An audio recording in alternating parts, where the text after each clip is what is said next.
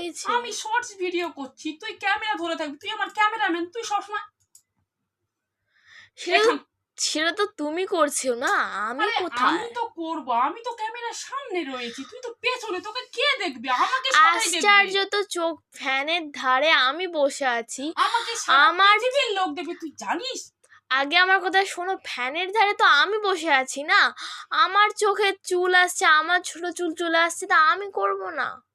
তুই শোন, তুই জানিস আমার ভিডিও, আমার বড় ভিডিও শর্ট কত করে ভিউজ হয়? কতগুলো? মাত্র 5টা করে।